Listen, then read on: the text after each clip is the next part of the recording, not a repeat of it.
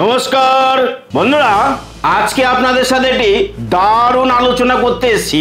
আপনাদেরকে আজকে আমি জানাবো যে আমাদের ভাগ্যে কি লটারি প্রাপ্তি হতে পারে এবং কখন লটারি প্রাপ্তি হতে পারে, কোন গ্রহের প্রভাবে লটারি প্রাপ্তি হতে পারে।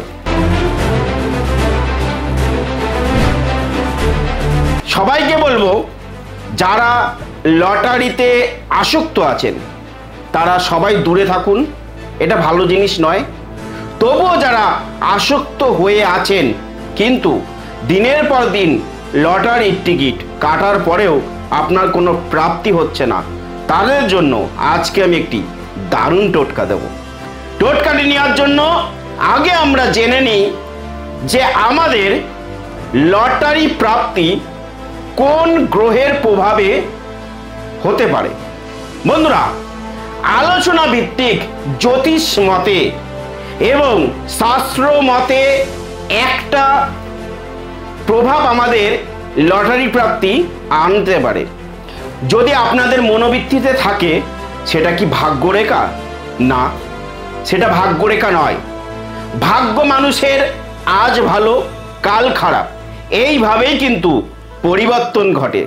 কিন্তু আমাদের হরোস্কোপ ছকে যদি পঞ্চম স্থানের সাথে দশম স্থানের কানেক্টিভিটি থাকে এবং সেই গ্রহটা যদি রবি হয়ে থাকে, তাহলে চ্যালেঞ্জ করে বলছি আপনার লটারি প্রাপ্তি বাঁধতে পারে। তা এইবার আপনারা বলবেন যে পঞ্চম স্থানের সাথে দশম স্থানের কানেক্টিভিটি কি করে আমরা বুঝবো এবং রবির অবস্থানটা এখানে কি? আসলে আমাদের এই 12টি রাশি আমাদের একটি চক্র তৈরি করে।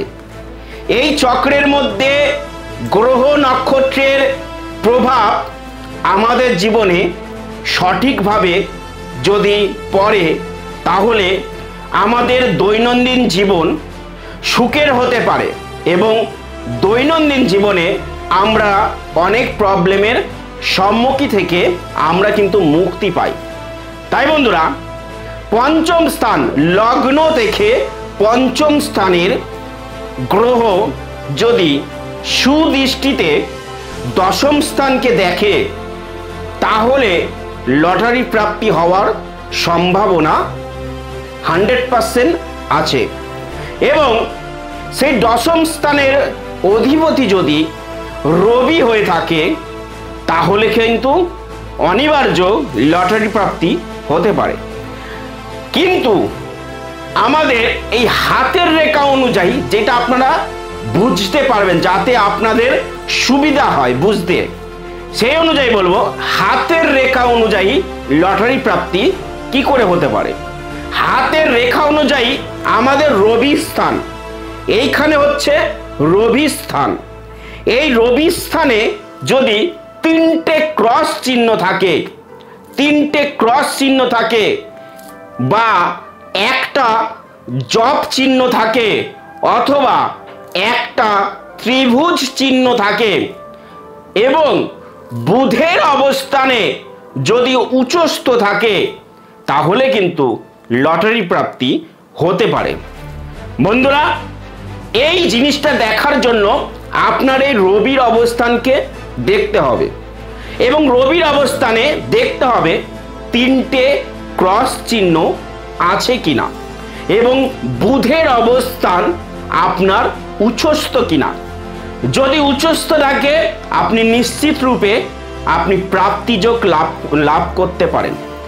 প্রাপ্তি যোগ অবশ্যই আপনার লাভ হবে। তা যাই হোক, এইসব বিষয় নিয়ে আপনাদের যদি বোঝাতে থাকি, আপনারা কিছুটা বুঝবেন, বাকিটা কিন্তু বুঝবেন না। অতএব আমি চাই আপনারা সঠিক কিছু জেনে সঠিক নিয়মে আপনাদের সঠিক প্রতিকার করুন। তার জন্য বন্ধুরা, আপনারা একটা কাজ করবেন, একটি টোটকা আপনাদের দিচ্ছি। তার আগে বলে রাখি, যারা লটারিতে আসক্ত আছেন তারা অবশ্যই বেরিয়ে আসার চেষ্টা করুন কারণ এই জিনিসটা কিন্তু ভালো জিনিস নয়। কিন্তু তবুও যারা আমার কাছে আশা করছেন শ্রী তনয়দা আপনাদের একটি টোটকা দেবে, তাদের জন্য এই বিশেষ টোটকাটি আমি নিয়ে এসেছি। কিছুদিন আগে আমি একটি লটারি প্রাপ্তির টোটকা দিয়েছিলাম কাকের পালক এবং পেঁচার পালকের। তা সেইটা অনেকে হয়তো করতে পারেননি, কারণ কাকের পালক পেলেও পেঁচার পালক আপনারা পাননি। সেই ক্ষেত্রে বলবো আপনারা একটি কাকের পালক অবশ্যই জোগাড় করুন লটারি প্রাপ্তির জন্য। কাকের পালকটাকে একটি লাল সুতো দিয়ে অথবা লাল ঘুনসি দিয়ে অথবা লাল কার দিয়ে অবশ্যই সেই কাকের পালকটাকে 7 বার পেঁচবেন। 7 বার পেঁচিয়ে নিয়ে আপনি ওই কাকের পালকটায় ওই লাল সুতোটা গিট মারবেন। 7 বার পেঁচাবেন, 7 বারের বেশি যেন না হয়। 7 বার পেঁচিয়ে সেই কাকের পালকটাই লাল সুতোটা গিট মারবেন এবং আপনি সেই কাজটি করবেন কোনো শনিবার। কাকের পালকটা অবশ্যই শনিবার যদি আনতে পারেন তাহলে কিন্তু কাজ আপনার হবেই হবে। এবং তারপরে আপনি যখন লটারি কাটতে যাবেন, সেটা শনিবার দেখে হোক অথবা মঙ্গলবার দেখে হোক, লটারি কাটতে যাবেন। সেই লটারি কাটার সময় সেই জিনিসটাকে পকেটের মধ্যে নিয়ে তারপরে আপনি লটারি কাটতে যাবেন। অবশ্যই আপনার প্রাপ্তি যোগ হবেই হবে। এটা একটা সিম্পল ছোট টোটকা, কিন্তু বিশ্বাস করুন এই টোটকার মাধ্যমে আপনার কিন্তু প্রাপ্তি যোগ হতে পারে। তাই বন্ধুরা জানাচ্ছি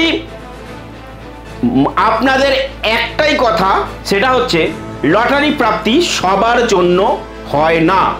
লটারি প্রাপ্তি নিতে গেলে আপনাকে গ্রহের প্রভাব দেখতে হবে এবং হাতের গ্রহের প্রভাবও দেখতে হবে।